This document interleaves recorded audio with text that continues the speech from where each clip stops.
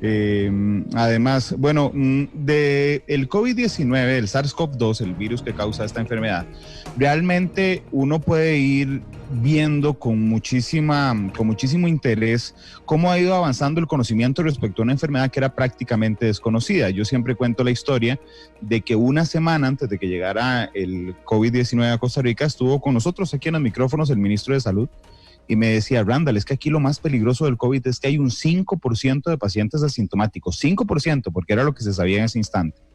Después vino el doctor Bosa y la doctora Hernández el día que se dio el primer caso y me decían: no, ojo, es que hay una nueva investigación que dice que esa cantidad llega a 20%. Y bueno, hoy sabemos que son muchos más, pero no era culpa de ellos, sino que el avance científico respecto a una enfermedad que se conoce muy poco, o que se conoce muy poco en términos relativos, de ahí ha ido avanzando y nos ha sorprendido en algunos casos, como por ejemplo en la afectación de menores de edad. Ayer se registró una enfermedad, o se reportó, no se registró, se reportó una enfermedad rara en un menor de edad que está relacionada justamente con el COVID-19. Y yo le pedí al doctor Rolando Ulloa, que es médico pediatra del Servicio de Infectología del Hospital Nacional de Niños, pero que además coordina la red de la enfermedad de Kawasaki en América Latina, que nos acompañara. Doctor, ¿cómo le va? Bienvenido a Noticia Monumental, ¿qué tal?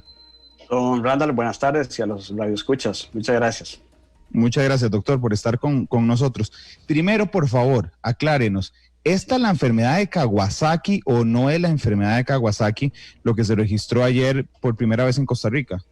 No, digamos que son enfermedades pues diferentes, pero sí ha aparecido, y eso ha sido una de las cosas que han cambiado en las últimas semanas. Como usted dijo, esto ha avanzado a pasos gigantescos, todos los días sale nueva información, y la enfermedad de Kawasaki es una enfermedad que es vieja, se describió en Japón en los 60s y en Costa Rica tenemos casos ya documentados desde hace más de 30 años. Cuando este nuevo síndrome, que se llama el síndrome inflamatorio multisistémico asociado a COVID en niños y en adolescentes, ese síndrome inflamatorio, los primeros pacientes que se registraron fueron a mediados de abril en Italia. En Italia, Inglaterra, España, y a partir de ahí, posteriormente, los primeros reportes fueron en Estados Unidos, en Canadá, y a partir de ahí se ha ido extendiendo en América Latina.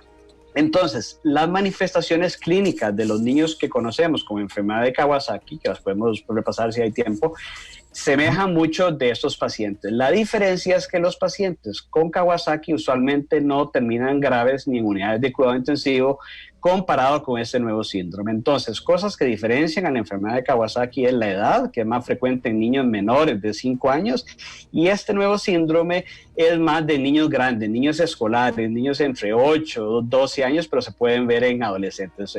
Al comienzo, las manifestaciones clínicas de estos niños: fiebre, brote en la piel o sarpullido, los ojos rojos, algunas alteraciones de laboratorio semejaban Kawasaki. Entonces, de ahí pues, esa confusión que usted mencionaba, pero hoy sabemos que, digamos, hay cosas que podemos diferenciar entre una y otra.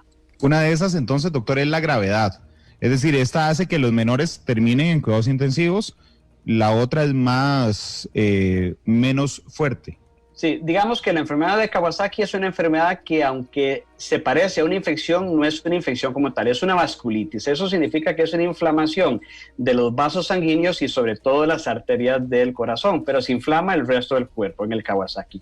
De esos pacientes que hacen Kawasaki y que no se le hace el diagnóstico, entre un 10 y un 25% pueden hacer en las arterias del corazón, que se llaman las coronarias, pueden hacer dilatación, que es lo más frecuente y lo menos severo, y con menos frecuencia los aneurismas de las coronarias, que es un poquito más complicado.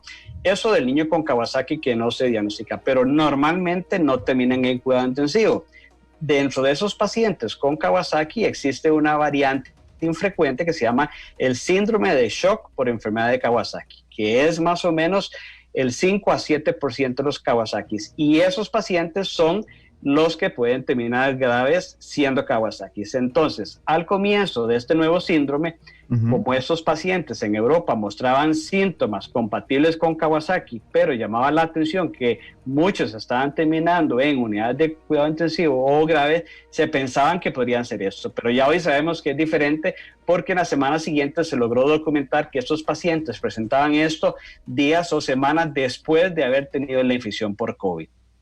Ok, hace un mes conversaba al aire con la doctora Arguedas, la directora del Hospital Nacional de Niños, Sí, y justamente una de las preguntas fue sobre el síndrome de Kawasaki. sí. Y ella me corrigió y me dijo, no, Randall, ya nos dimos cuenta que no es Kawasaki. Y me dio un nombre, doctor, que, digamos, no es tan largo como síndrome inflamatorio multisistémico. Creo que es por las siglas. Sí, y correcto. Se llama PIMS, pues esas son las siglas pues en inglés. En español sería, bueno, las siglas son MIS-C, que serían la traducido al español sería síndrome inflamatorio multisistémico, que es el MISC, que es MIS-C. Pero Claro. también al comienzo se llamaba PIMS, que son las siglas en inglés para síndrome pediátrico multisistémico inflamatorio. Y el nombre de ahí, pues, don Randall, es porque es un síndrome, digamos que por definición, la palabra síndrome lo que significa es un conjunto de signos y de síntomas que caracterizan a una enfermedad. O sea, que la hace pues diferente de otras, ¿verdad? Y se llama multisistémico porque estos niños usualmente se afecta el sistema cardiovascular, digamos lo que mencionábamos, inflama el miocardio, que es el músculo del corazón, las coronarias, pero también pueden tener afección en la sangre, hacen enfermedades, alteraciones de la coagulación, hacen síntomas gastrointestinales que son muy frecuentes, pueden hacer otras manifestaciones de todo tipo, entonces de ahí viene el nombre síndrome y multisistémico. Doctor, ¿cuán frecuente, digo, en Costa Rica hay un caso registrado, pero hay alguna estadística, entendiendo que apenas estamos aprendiendo de esto, de cuán frecuente es en los niños que padecieron COVID?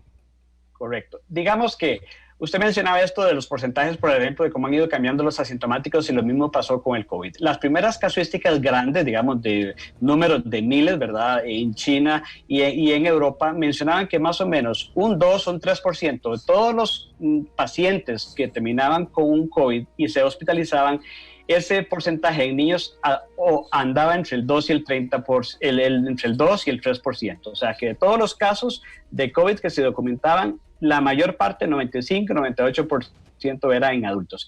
Y viéndolo al revés, un 2-3% eran niños. Hoy en día, en las últimas semanas, han salido más reportes de que ese porcentaje en niños probablemente ha ido pues aumentando y depende del país, de la cantidad de habitantes y de la población infantil, ese porcentaje de afección pediátrica puede andar entre el 5 y 8%. O sea que de todos los casos pueden ser un poquito más que terminen internados.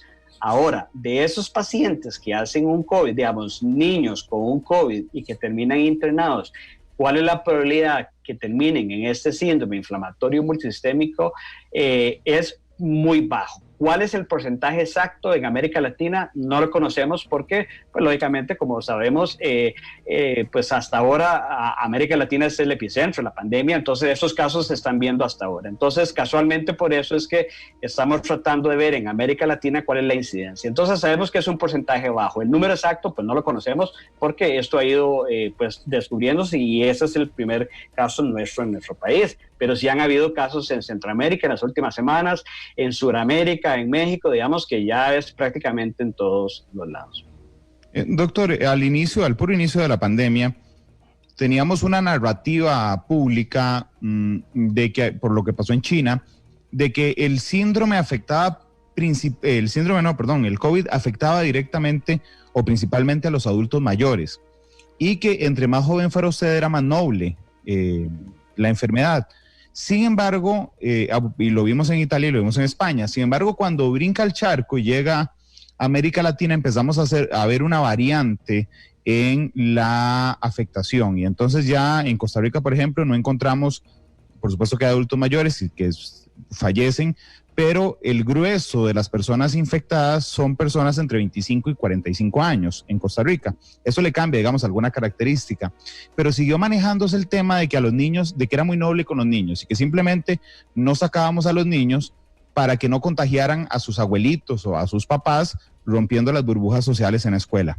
Cuando apareció el primer caso que se creía era Kawasaki en los Estados Unidos, yo oí a muchos papás y mamás decirme, no, es que ahora sí hay que cuidarlos porque ahora sí se encontró una complicación. Le pregunto en términos generales, ¿dejamos ya la narrativa de que por ejemplo, no hay que tener tantísimo cuidado con los niños porque es un virus muy noble una vez que empezamos a registrar los casos del MISC?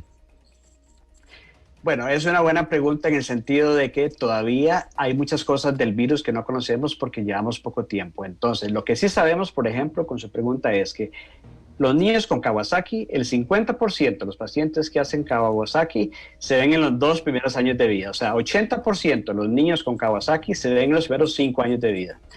O sea, que viéndolo al revés, solamente un 20% de los niños con Kawasaki son mayores de 5 años o están en edad escolar, pues diferentes de esto. Entonces, en general, el grupo más vulnerable, pues por razones lógicas, niños pequeños, siempre de enfermar son estos 2 menores de edad. Entonces, específicamente para el Kawasaki, ese va a seguir siendo el grupo de edad más afectado. Para este síndrome son niños usualmente en escolares y en adolescentes. Entonces, digamos que esa ha sido una de las diferencias. Entonces, digamos que esto varía dependiendo de cada país, pero estos son como los 2 grupos de edades y en los cuales hay mayor o menor riesgo. Entonces, el Kawasaki en realidad no es una causa infecciosa que se pase entre personas, porque sus causas son muchas, se llama multifactorial, o sea, hay una susceptibilidad genética, pues de hecho a los asiáticos son los más frecuentes, Japón es el país con mayor incidencia del mundo, Asia, también hay algunas teorías en el ambiente y muy raramente, digamos, se describen brotes, pero se ha asociado 12:19. una enfermedad infecciosa, digamos, pues no se puede catalogar como tal. Claro, un doctor. Sí. Vamos a ver, una condición sine qua non, es decir, obligatoria para tener MISC o padecer MISC, es haber padecido COVID. Sí, digamos que este nuevo síndrome a lo que se ha asociado es al COVID.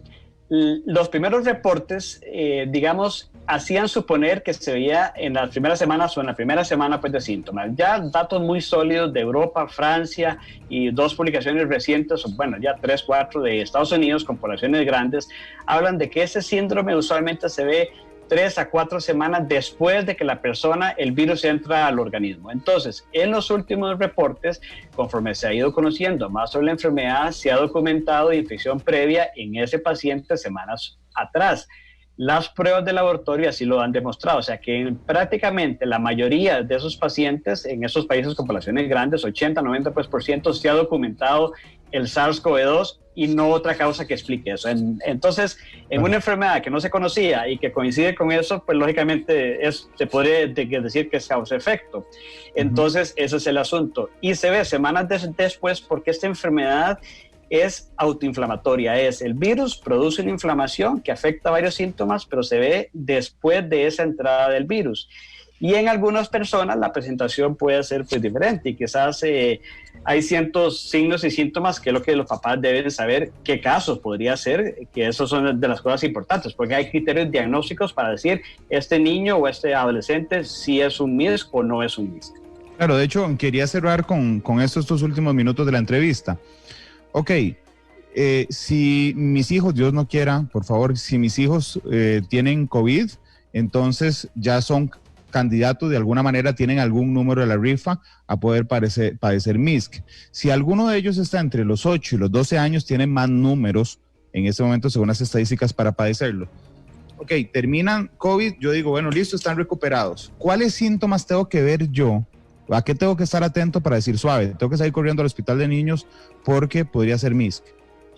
Correcto. Digamos que en general sabemos que cualquier proceso viral, influenza, el virus respiratorio, rinovirus, cualquier otro virus puede dar fiebre, puede dar dolor de cabeza, vómitos, dolor abdominal, pero digamos no en la forma tan severa como esto. Entonces, un paciente, por ejemplo, que tenga documentado un COVID o que en la casa hay varias personas con COVID y que el niño empieza, un niño escolar, con fiebre, un sarpullido en la piel, un brote cutáneo, mucho dolor abdominal, mucha náusea, mucha diarrea, vómitos o alteración de dolor para caminar, edema de las manos y de los pies o los ojos rojos, ese paciente perfectamente puede ser un síndrome inflamatorio multisistémico, porque los criterios clínicos, o sea, cómo hace un papá para saber si está terminando o no, pues según MISC, ¿verdad? Es el antecedente del COVID y que tenga, por ejemplo, brote cutáneo, los ojos se ponen rojos, o sea, la parte blanca se pone roja, no hay secreción de pus como una conjuntivitis,